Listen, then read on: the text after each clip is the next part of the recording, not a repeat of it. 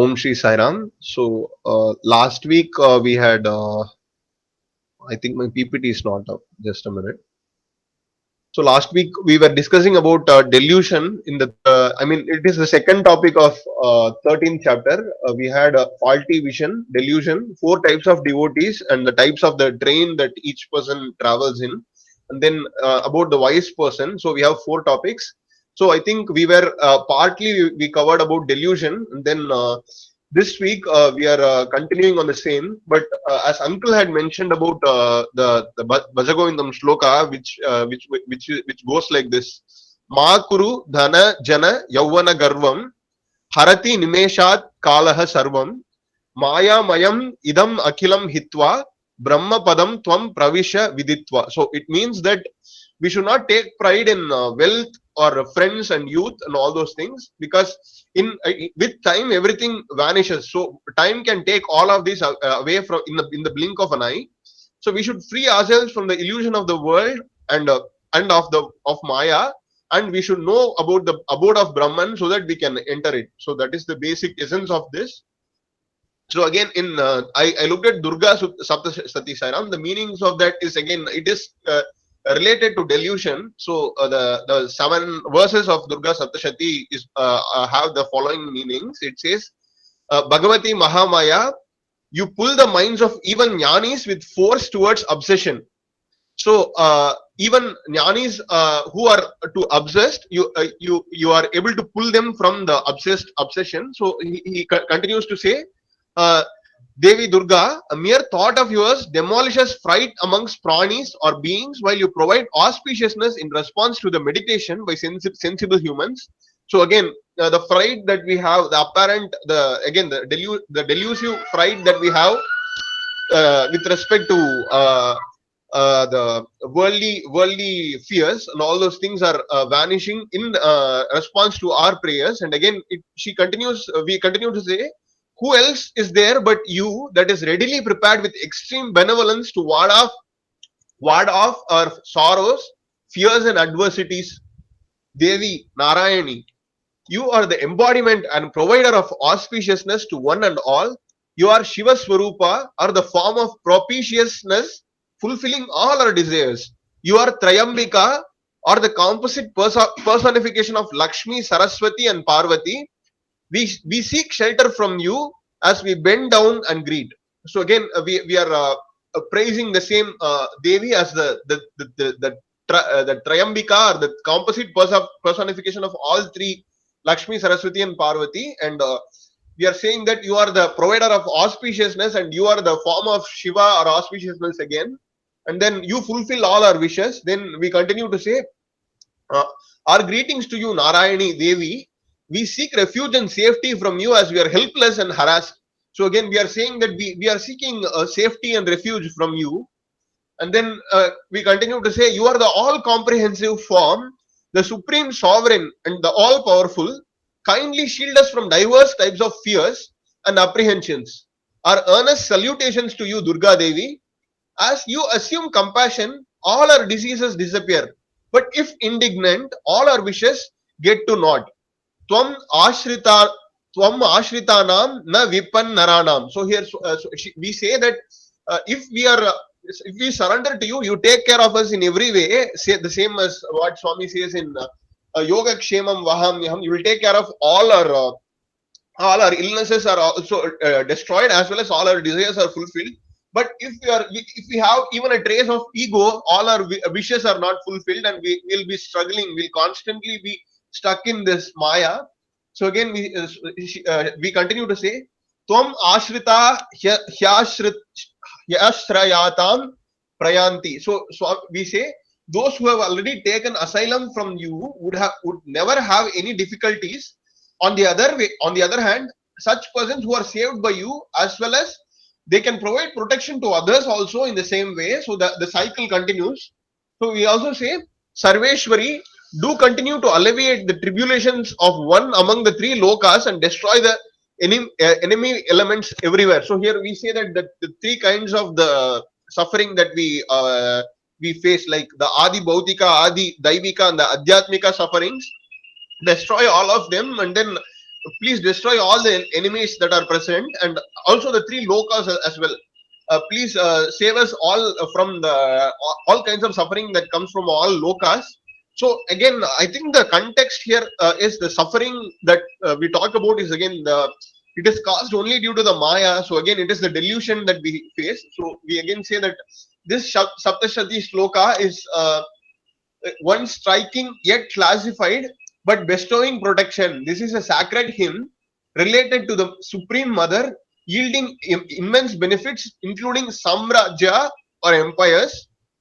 Hearing, reading, or narrating the Saptashloki with sincere efforts along with the family and friends would secure accomplishment in all the three lokas. Again, I think the whole essence of this is again about Maya, and we call even the Devi as Maha Maya because she is the ultimate controller of the Maya.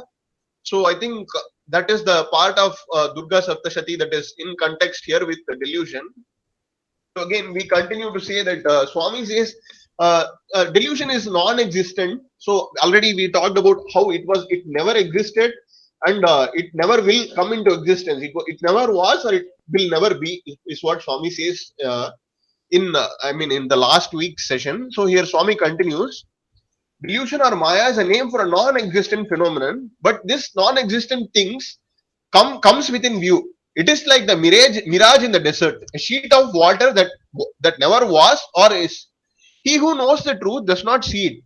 Only those ignorant in the ways of the desert are drawn by it. They run towards it and suffer grief, exhaustion, and despair.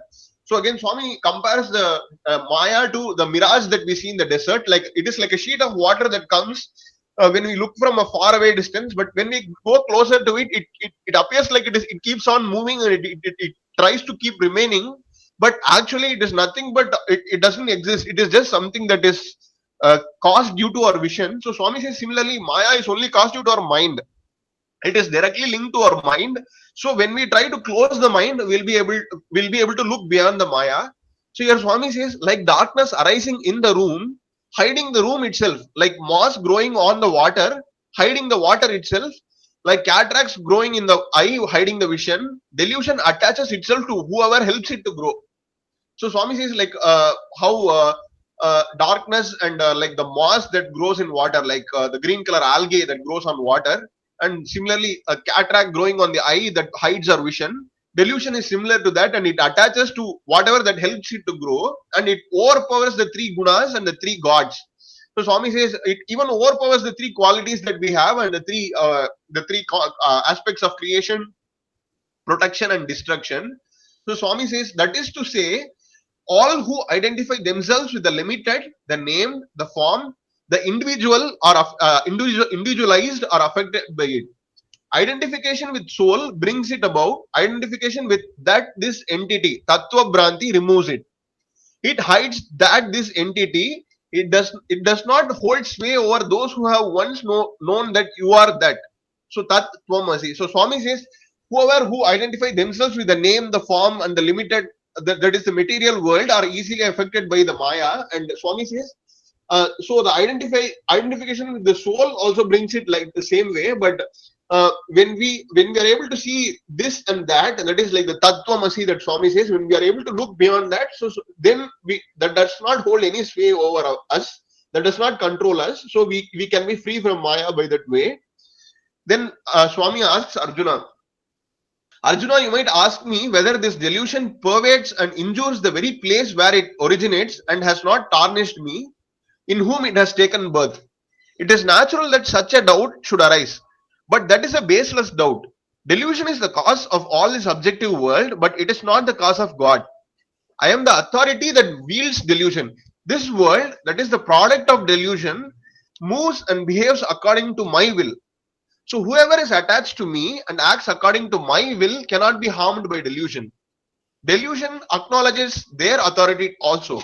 The only way to overcome delusion is to acquire the wisdom of the universal and rediscover your own universal nature. You attribute the limit of life to that which is eternal, and that this is what causes delusion. So here Swami says the delusion does not affect the supreme personality. It only affects that which exists in the material world, but it does not affect the God, and everything that moves according to His will is what is associated with delusion. So Swami says, if you are attached to me directly, then you cannot be affected by delusion. Swami says, if you know the supreme knowledge, that is, if you know that the God and you are the same, then that is the only way, the delusion that cannot even come close to you. So Swami says, uh, when you attribute the limit of life to even that which is the supreme truth, that causes delusion again. So Swami says, like just how hunger and thirst are characteristics of life, similarly, joy and grief, impulse and imagination, birth and death, these are all characteristics of the body. These are not related to the Atma. These are all unatmic. So these are not the characteristic of the universal or the Atma. Similarly, the delusion is only part of the material world, but it is not related to the Supreme Personality. So here Swami says, to believe that the universal, that is you, is limited and subject all these unatmic characteristics, that is delusion. But remember, delusion dare not approach anyone who has taken refuge in me. Those who fix their attention on delusion, it operates as a vast oceanic obstacle. But for those who fix their attention on God, delusion will present itself as Madhava or God. The hurdle of delusion can be crossed by developing either the attitude of oneness with the infinite God or the attitude of complete surrender to the Lord. The first one is known as the yoga of wisdom or the jnana yoga. The second one is the yoga of devotion. So not all people get the inner prompting to conquer delusion by surrendering their all to the Lord. It depends on the merit or the demerit accumulated during many births. Those who only have demerit as their yearnings will pursue the fleeting pleasures of the senses. So here Swami says another thing. He continues in the same track. He says that to believe that you are the universal is limited, the universal reality is limited and subject to all these unatmic characteristics is also delusion. But Swami says, whoever has taken refuge in me will not be affected by delusion, and whoever fixes their attention on delusion, it becomes a huge obstacle for them. So Swami also says that whoever focuses on God, whoever contemplates on God constantly, like the how he says Ananya Chintayanto Mam. So those kind of people, delusion will present itself as God Himself, since it is an attribute which was created by Him. So it will appear like God itself. So Swami says it can be one of two ways can be used to conquer delusion. The first one is feeling oneness with God, and the second one is the complete surrender to God. So the first one is what Swami calls as Jnana Yoga. The second one is known as Bhakti Yoga. So Swami says not everyone can easily surrender to God, and people who have a lot of merit or the good prarabdha karma in their previous births can easily get surrendered to God. But those who don't have such kind of a prarabdha karma will not be able to surrender to God, but instead they'll go into the pleasures of the senses and they'll continue in the worldly path. So he says that, and Swami continues, like the birds and bees, they revel in food and frolic.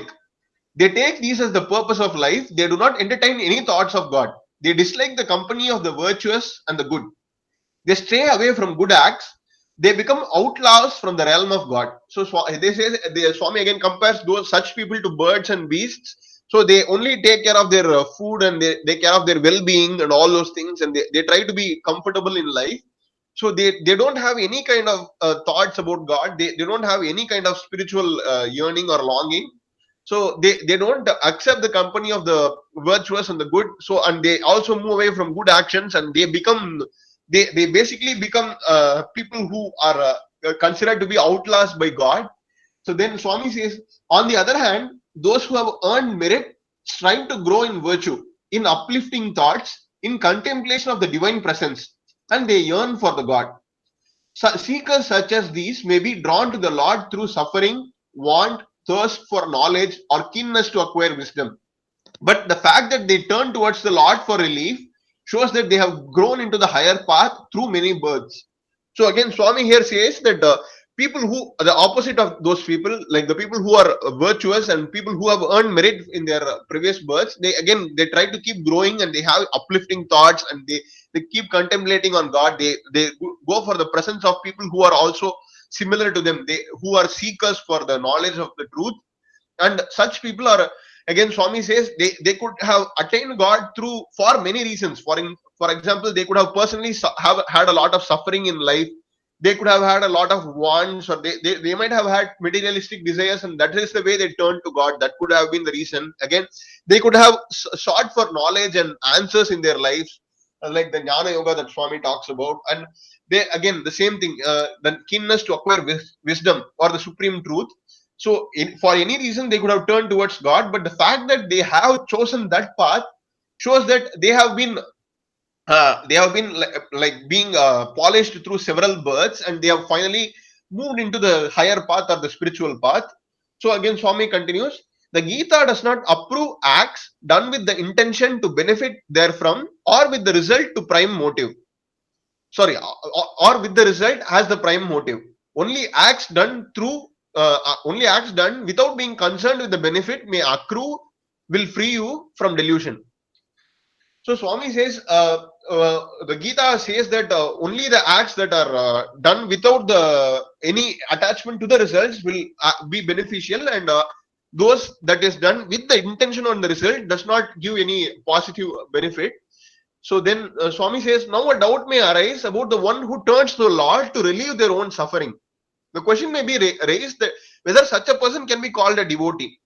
No single person on earth is free from some want or the other. Each depends on someone or other to fulfill their wants, is it not? Now, to have such wants relating to objects is itself wrong, and to lean on a person like oneself to fulfill them is even a greater wrong. So here Swami again says that people may ask if people only go for a certain kind of a need to fulfill a want, can they be called devotees? But Swami says again, so, there is no person on earth who does not have any want, but to have such wants is wrong, and again to depend on a person to fulfill such kind of wants is again even greater than that. It is even wrong, more wrong. So Swami says, one who turns to the Lord to relieve suffering turns not to people but to the Lord, who is trusted and revered. That one implores him only to fulfill them. So Swami says, people who turn to the Lord only go to the Lord and not other people, and he only goes to the Lord to fulfill them. Although it is wrong to cultivate wants, such a person avoids the greater wrong of putting trust on inferior instruments. Such a person is superior, right? The superiority of this attitude can be seen when you know that it is not what you want that is important, but whom you ask for its fulfillment. So the goal is the Lord. He is the giver. His grace alone can confer boons. When this faith is fixed, you can be certain that the one who turns to God to relieve their suffering is really worthy. So here Swami gives an explanation that although people turn to the Lord for their wants, they are actually they are not doing the greater wrong of like depending on another person for such for fulfilling such wants, but instead they go to Swami and they go to the Lord for such kind of wants. So some way or the other they are turning to the Lord. So that itself is a it can be seen as the goal. He is the goal because he is the one who gives everything, and all that we need to do is contemplate on the Lord. So whatever way we come into, if we go to the Lord even for our wants, that definitely will be worthy, is what Swami says. And then Swami says there are the four types of devotees mentioned in the Gita. So he says the first three types of devotees mentioned in Gita, the suffering, artha, the seekers of material possession, artha arti, and the seeker of wisdom, jignasu, all adore the Lord in an implicit form as the unseen, paroksha. They seek the Lord as a means for realizing their desires or goals. Of course, they will always be in a prayerful or a worshipful mood and will remember the Lord at all times. But the spiritually wise one, the jnani, the fourth type of devotee mentioned in the Gita, has one pointed attention. While the others have devotion to multiple objects or states, the others are attached to the objects or the states that they desire, and for their sake attached to the Lord also. They are devoted not merely to the Lord but also to the objective world. Wise people will not raise the eyes towards anything other than the Lord. Even if they do, they see the Lord wherever their eyes are cast. That is why the Lord has declared that the wise are dearest to Him. So we already, I think Kanti mentioned in the 12th chapter about who are priya to the Lord. Same priya. Swami says in a list of verses, he declares that all these, he gives a list of 30 or 32 qualities which are acceptable to him, and such kind of people are very dear to him. So Swami says wisdom is also a quality, like the jnani, or the three types of devotees that he talks about are artha, and jignasu. Those people are people who are suffering and who are in need of material possessions, and the third one is the seeker of wisdom. So all of them, they worship the Lord as an unseen personality or a paroksha. So they say that only for realizing their desires and their fulfilling their goals, they seek the Lord. And Swami says they will always be like they'll always pay obeisance to the Lord, and they will always keep remembering the Lord. But Swami says the fourth type of devotee has single pointed attention. They don't have any, like, they don't seek the Lord for anything else, but for the purpose of the Lord Himself, they go for Him. So that is why Swami says they are. He is more fond of the fourth kind compared to the other three. So Swami says here, he talks about an example how Swami says, of course, all are the same for the Lord, but among those who have reached His presence and are there, love is explicit, direct, immediate, directly cognizable, and experienceable. Therefore, it can be inferred that the wise one is nearest to the Lord and thus is the dearest. Of course, it is the nature of fire to warm you when you shiver from cold, but how can it keep you warm if you do not approach it but keep away at a distance?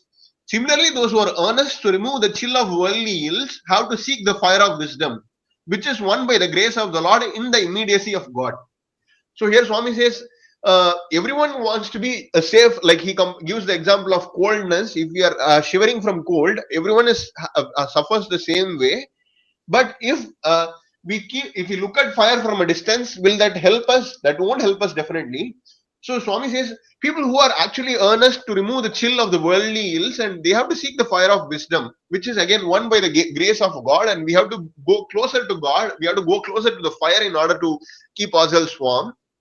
So here Swami also says spiritual aspirants in the midst of their efforts sometimes imagine God to be less glorious than He really is. They feel that the Lord differentiates between sinners and saints, good and bad, wise and ignorance. These are unsound inferences. The Lord does not separate people thus. If He really did so, no sinner could survive His anger on earth for even a minute. All are living on earth since the Lord has no such distinction. That this truth is only known to the spiritually wise one. Others are unaware of this. They suffer under the false belief that the Lord is somewhere far away from them. So here Swami also says that we attribute Swami, like we say that Swami will punish us if we are sinners, and Swami will we differentiate. Swami will be partial towards sinners and saints, to devotees and non-devotees, and all those kinds of things. So that kind of a view is not what we see with Swami. Already, I think Swami itself mentioned 3 or 4 times in previous chapters the same thing. Swami has no such differences. He does not see good and bad. He does not see duality basically. Swami only has single concept, but only the people who are under the veil of Maya, we are able to see the duality. But so we also attribute the same to Swami. So again, Swami says they are under the false belief, and they also consider the Lord to be far away from them. That is the Dvaita philosophy. The Swami is something separate from us. So that kind of a false belief is what we don't have. So when we rise spiritually, only we will be able to see that everything as one. So that is what Swami says here, and we continue to say. Swami continues to say, the spiritually wise one is free from delusion and is unaffected by the qualities of passion, dullness, or even purity, like the three gunas, sattva, rajas, and tamas. The seeker of the knowledge is, however, different. He uses time for unbroken contemplation of the divine in pious deeds and in holy thoughts. And the other two, the seeker of wealth, artha, and the sufferer, artha, gather elevating experience, ruminate over the real and unreal, and transform themselves into seeker of knowledge. Later on, they become spiritually wise people and are saved. The goal is thus reached stage by stage. You cannot attain the goal in one leap. So here Swami says, One who is spiritually wise is, again, he is unaffected by all the three qualities. Even the sattva quality does not affect him. So the Swami says, the seeker of knowledge is different. He uses time for unbroken contemplation of divine and in pious deeds and holy thoughts. He's closer to the jnani stage. The jignasu kind of a devotee, he's closer to the jnani stage. And the other two people, Artha and Artha, they are in the first stage. They are not in the second stage. So they are in the first stage. So they will try to gain experience in the world, and they'll try to ruminate is think about what is real and unreal. They'll try to think about the duality, and then finally they'll come to the realization that everything is one. And then they are finally they go into the jignasu stage and finally the jnani stage. So here Swami says, everything goes only step by step. So we cannot directly become a jnani, but we have to go from like the artha and arti, and we have artharthi and artha, and finally we will we'll become seekers of wisdom, and then we'll finally become wise. So that is what Swami says here. And Swami gives an example. He says the spiritual wisdom is like the through train. That is to say, the passenger need not detrain and enter another train to reach the destination. That is the straight route train. And the seeker of the spiritual knowledge has entered the through carriage. Also, the seeker need not detrain and board another train, but the carriage will be detained and attached to other trains en route, and before finally reaching the desired place. The sufferer Artha boards the ordinary train. Since the carriage is neither true nor in a through train, the sufferer has to alight at a number of places en route and wait until another train comes by, and so the goal is reached by stages. It is a long and arduous journey. But in spite of all these difficulties, the distressed supplicant can accomplish through persistence. The goal is attained by all. Only the process and the pace are different. No wonder the Lord has declared more than once that all these four types of devotion are my own. Why has he so declared? Because they all seek the same high goal. So here Swami says about the train journey. The true train is like a train that starts from a point and it reaches the destination with no stops in between. So they do not need the people do not need to deboard or go to a different compartment or nothing. They just need to keep going. And Swami says people who are in the jignasu stage is like they are in a through compartment, but they are not in a through train. So the compartment will be shifted from the train to train till they reach the destination, but they still need to be staying in the same compartment, and they don't have to suffer anything, but they'll have to wait for some time. And then the third person, the first initial stage, that is the artha and artharthi, are the people who are in a normal train. So they'll have to deboard, and they'll have to go to another train, and they have to go they'll have to go to a more complicated process in order to reach the goal. So what Swami says is, all of them reach their destination. Every person, that is either be an artha or artharthi or jignasu or jnani, all of them, they have to reach the destination. That is the final goal. But only the processes and the time taken are different. So Swami says all the four types of devotion are his own. That is, Swami says that all of this belong to him, but they all seek the same goal, but they just have a different pace. So Swami says, yearn only for the vast and the immeasurable. Do not limit your desires to the little. Those who crave for little things are misers. Those who yearn for the Lord are generous and they are large-hearted, said Krishna. The devotion of the spiritually wise one is termed natural or direct devotion. The devotion of the others can be called indirect or derived devotion. The wise one cognizes the Lord as their own Atma. The devotion is deep attachment to or affection for God. The love of the Supreme is devotion, said Krishna. The wise one becomes so as the result of merit accumulated through many lives. The stage is not attainable on the spur of the moment, nor is it available ready-made in shops for a price. It is not a marketable commodity. It is the culmination of spiritual endeavor practiced in many lives. So here again Swami says we should not limit our desires to very small things, and we should only crave for the Lord, so that people who crave for the Lord are more, they are like large-hearted people. So we should not be like miserly people who crave for small things. And Swami also says the kind of devotion that is for the that is for the spiritually wise is called direct devotion, and people who are uh, uh, devotion of other people, like the artha people who have a kind of devotion that is dependent on desires or the fulfillment of some kind of a need, that is called as indirect or direct derived devotion. So Swami also says how the same thing he discussed before. Uh, People who see duality are still not wise, and only the wise person can see the Lord as their own Atma. So he does not see the Lord as someone other than himself. So the devotion is also known as the deep attachment or affection for God. So love of the Supreme is known as devotion, is what Swami says. So again, Swami says the wisdom is only the result of merit. That is the karma or the punya that we accumulate through many lives. So it cannot be easily attained, like in a moment or in a spur of a moment we cannot attain it. So it is not like a ready-made clothes that we get in shop. So it is only through several births that we can get the spiritual endeavor or spiritual wisdom. So Swami says it is decided that many good doctors be produced for ministering to the people, but years of study and experience alone can supply them. If those unequipped are appointed as doctors in hospitals and start prescribing and operating, they are bound to kill where they should cure. So too, if a person became a wise person today, you can imagine the years and years of spiritual discipline that won that height. The inheritance of spiritual impulses from previous births also helps in this endeavor. All kinds of people now call themselves wise. They don't know perhaps that a spiritually wise one is marked by certain characteristics. The mark that proves them genuine is, of course, the declaration based on their own experience that Vasudeva is all this. So the steady assimilation of that experience is the true sign of the wise one. By Vasudeva is meant here not the son of Vasudeva, but he who has made all beings his home. So here Swami says only he gives the example of doctors. So if doctors do not study, if they don't complete their 5 years of study, and if they have a little bit of education and they start operating and they start prescribing medicines, they will start killing people rather than curing. So that is the same logic applies to people who are wise.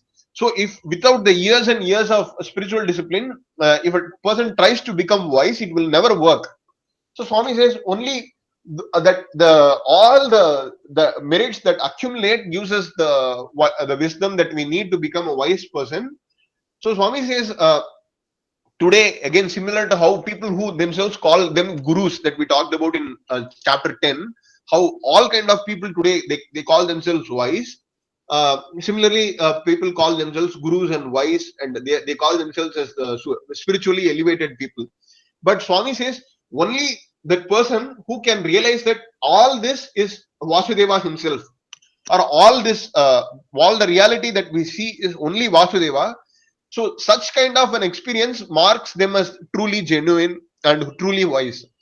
So again, Swami clarifies here that Vasudeva is not the son of Vasudeva, but how Swami says Vasudeva Kutumbakam. The person who has made all the beings as his own home is known as Vasudeva, and only the person who perceives the Lord in all beings deserves to be called a wise one. Others who call themselves as wise are so in name only. They don't have any genuine experience of wisdom. What exactly is that spiritual wisdom? It is the possession of the knowledge that enables one to have the knowledge of all. So it enables one to dispense with the knowledge of all else. So here again, Swami says he continues the concept of Vasudeva Kutumbakam. One who the people who call themselves as wise are just they are for the namesake only they are calling themselves as wise, but they don't have any genuine experience of wisdom. And so Swami says spiritual wisdom is the possession of knowledge that enables them to have knowledge of everything. And Swami says this is the height that the wise one reaches. On the other hand, no one can claim to be wise who has simply learned a few verses by heart, and or skipped through a few books and ascended platforms with 10 others and lectured for hours in the full pride of scholarship, reeling off ponderous sentences like a magician with a ball of thread. Again, what Swami said about gurus, the same thing. Many people just go on stage and they keep talking for hours and hours, and people memorize few verses by heart, the few mantras they talk about, and people who just read a few books and they are self-claimed gurus. So such people cannot claim to be wise ones. And Swami says, people who have memorized things by rote, they are just compared to a parrot or something that repeats after learning. So Swami says we have large numbers of such self-styled people going about now. Their dress is ochre and their hearts are ogre. Well, how can stones shine as gems? All stones are not precious stones. Who will assess a stone as equal to a gem? Only few fools will be misled, for they know neither the one nor the other. So here Swami says again, he compares such people to like a stone, and we cannot claim a stone to be a gem. Only people who knows its actual value will be able to assess the value of a gem. So Swami says again, people who wear orange robes or the ochre robes, they are not truly wise people, or sadhus or sannyasis. But because the one they in their hearts they are like an ogre or a demon, so their personality is like a bit demonic, and so such people cannot be known as wise. So people even who have attained a scholarship, people who are like pundits and people who have ascended to platforms and talked for hours together, all those people are not wise people, but people who actually realize through experience that Vasudeva Kutumbakam that Swami talks about, all this is contained by Vasudeva. So only those people can be the true wise people. And a few more uh, Swami continues on the same topic, Sairam, how the qualities of a wise person and the kind of people that Swami actually he's prior to Swami. And I'll continue that on during next week, Sairam. I think I've taken too much time. Auntie, you can continue now. I think. Jai Sairam. Sai can you hear me? I'm audible. Ah, yes, yes, Auntie, we can hear you. Okay. So I'm continuing with chapter 9, Raja Vidya Yoga. Continuing with the fourth verse. So I'll read out the verse. Midam sarvan jagat avyakta murtina matsthani sarvabhutani na chaham tesha avastitah. So I'll repeat again. Maya tatamidam sarvan jagat avyakta murtina matsthani sarvabhutani na chahan tveshva.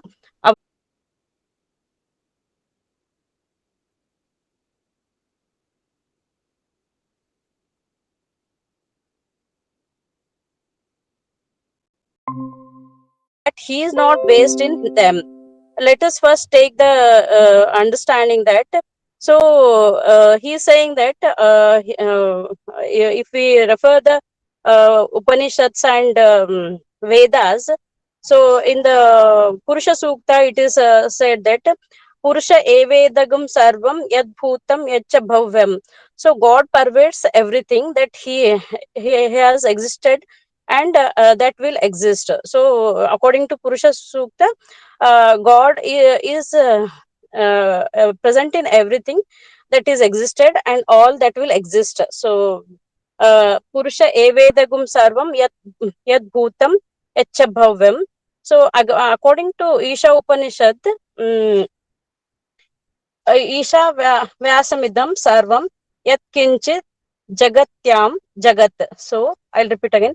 According to Isha Upanishad, Isha Vyasam idam sarvam yat kinchit jagatyam jagat.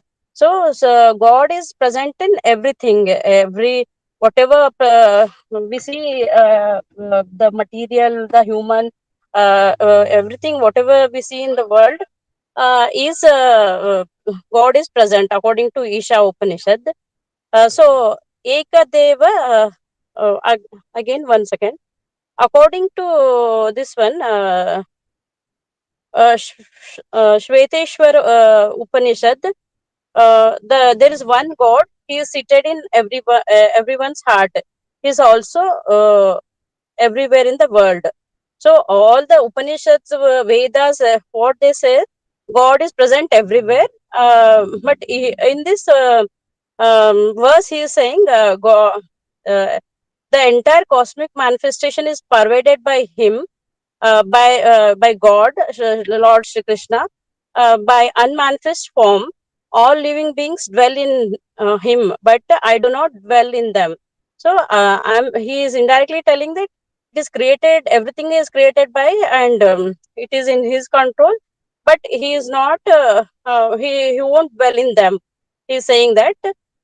So the concept of God being everywhere is understood subjectively. So we have sense organs to understand. Some people understand there is a God. Some people believe that there is a God. Some people believe that everything is God. Um, in previous chapters and some other chapters, we say that God can be attained by doing meditation, by doing this puja and some rituals and all those things. But here in this verse, if God is present everywhere, if we understand this concept, we can access him in 24. We can access God every minute, every moment. So if we see God in everyone, so God will be accessible easily to us. No, there is no need of any rituals. There is no need of meditation or anything. So it is very easy to understand. But there is a precondition. Our mind and previous past karmas and all those things, it won't allow us to believe easily that God exists everywhere. Only the Ananya Bhakti Purushas, the Sant Tukaram and saints and all, they'll understand God present in everyone and present everywhere. He is in materialistic world also. He is present in living beings also. So for normal human beings, only through some things like rituals, pujas, or some meditation, we'll be able to understand God. So we have. It is not easy to understand God. Uh, uh, it is not easy to understand. Only some will be able to understand. There is a God. That's what the crux. And next is, if we give an example, like we have a yeah, if we assume that a king will be owning the kingdom, but he'll not go to each place and visit, and he will not monitor everything. He will not administer everything. But the thing, his power, his um, uh, workers go and check everything. So his power is exist everywhere, and the administration is done properly. So the same way, God is pervading in everything. He is controlling everything through his supreme power. Everything is running smoothly. uh, so we are able to understand the president, minister, and everything. They are running the things properly. We are not able to understand God. God is controlling everything. Will not be able to. I mean, some people is not able to understand this. They are able to understand which they see in the material world, like president and all. They will be able to understand he is doing good thing, he is doing bad thing, but not they are not able to understand the power of God. And one more example is, according to some philosopher, they say that God is parinama, effect of product. So the milk is turned to curd. Similarly, they say this. The concept of God is being everywhere is understood subjectively. Some Eastern philosophers claim that the world is a parinama, transformation of God. For example, milk is converted into this one curd. So in contact with acid, it transforms yogurt. So the effects of product of milk when it is transformed, similarly the parinama. So they think that everything is a transformation here. Some philosopher claim that the world is vivarta, to be mistake one subject for Vivarta means, for example, in the darkness, some people see the rope and understand it as a snake or something. Some people misunderstand it. In the when there is a light, they understand this is a rope. Similarly, some philosopher mistake it as Vivarta, describe it as a Vivarta, some as a transformation, Parinama. The world, the philosopher described it as a transformation or Vivarta. However, according to the verse 7.4 and 7.5, the world is not neither Parinama nor Vivarta. It is created from the material energy of God called Maya Shakti. So you explained about the delusion very elaborately. So it is created by the material energy of God called as Maya Shakti. The souls too are the energy of God. So the soul also the energy of God. Here the God is a supreme energy, Jiva Shakti. Therefore, in material things also God is there. In souls, it is called as Jiva Shakti. Uh, therefore the world and the souls are in both God's energies and within His personality. However, Shri Krishna also says that He does not dwell in the living beings. We say that sometimes we refer it as Divatma Swarupalu. God exists in every human being, every living being. But here we say that his energy exists in them. Uh, s- uh, uh, uh, the infinite is not contained by the finite being. That is because he is far more than the sum of total of these two energies. Just an ocean throws up some waves, and the waves are part of the ocean. But the ocean is much more than the sum of total waves. Similarly, the souls and Maya exist within personality of God. So, for example, if we ask some 4-year girls, if she look at the ocean, she may ask what are these waves. If she look at the lake, she may ask what is this ripple. In the ocean, it is referred as a waves, and in the lake, she may see the ripple. But the thing is, she will not be able to understand directly it is a water that is causing the waves or ripple. Similarly, the God exists in everyone, in the world, in the material, everything. Like the water exists, same way there are different forms depending on the if it is in the waves are caused in the ocean, it is huge, and in the lake, it is a ripple. Um, so, yeah, uh, Sairam.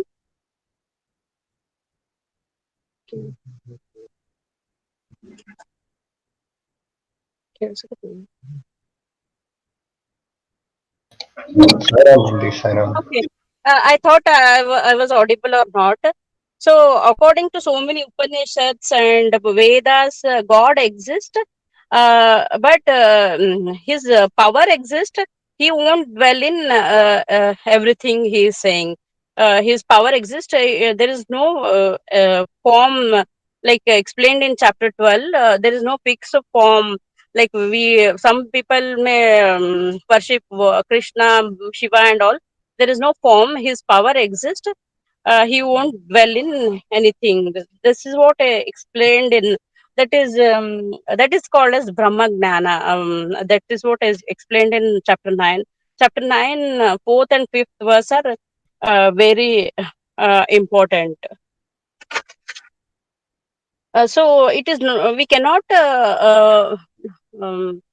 vector means we cannot explain. It is unexplainable, which can be experienced. Only can be experienced. There is a God which cannot we cannot be able to see with sense organs. That is what the crux.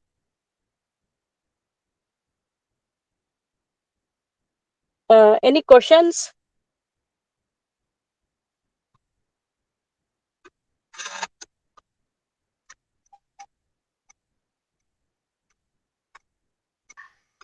They got a question, but I think again today's topic that I covered is also very. It's almost in the same lines as the sloka that we talked about. Again, yeah, all this is Vasudeva is what again. I think it is a short summary of that sloka. Yeah, yeah. That Maya Shakti exists everywhere. Will not be able to see with the bare eyes, or will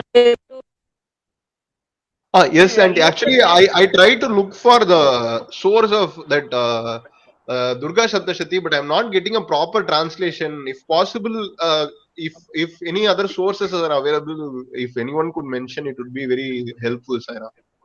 Yeah, Because I yeah, look sure. for that. I'm only getting the shlokas, but I'm unable to get the translation for that. Yeah, yeah. I'll forward it. Yeah, first part is about the delusion only. It is due to the Maya Shakti. We say that this is my son, this is my home, everything. The Devi will be in us. She creates this Maya. To if when we chant this Durga Saptashati and all, we come out of this Maya, and we'll have a relation. Will be unattached. Oh, I mean, okay. with son, with the daughter, and all those things, will be unattached. True, true. And they also, I think, in the starting of the verse, they mentioned the Maya Mai. I think even the Devi is mentioned as the personification of Maya herself, and I think that's how it starts. Yeah, I'll forward the this thing. Bhaskara Guruji has explained about that. I'll forward the links. Sure, sure, Andy. Thanks a lot, and Sairam.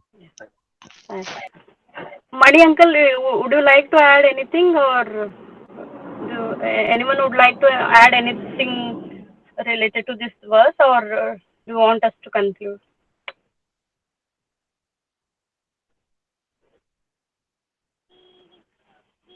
मया ततमिदं सर्वं जगत् अव्यक्तमूर्तिना मत्स्थानि सर्वभूतानि न चाहं त्वेषस् अवस्थितः.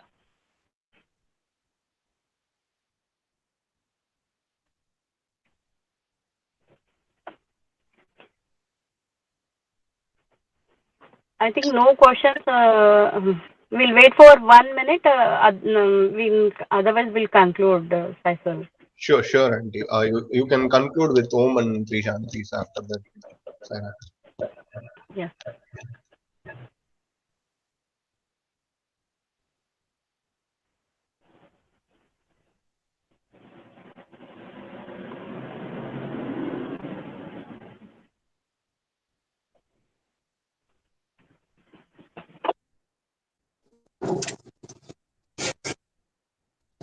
Om Shanti Shanti Shanti. Sairam, Sairam told. Sairam, Sairam.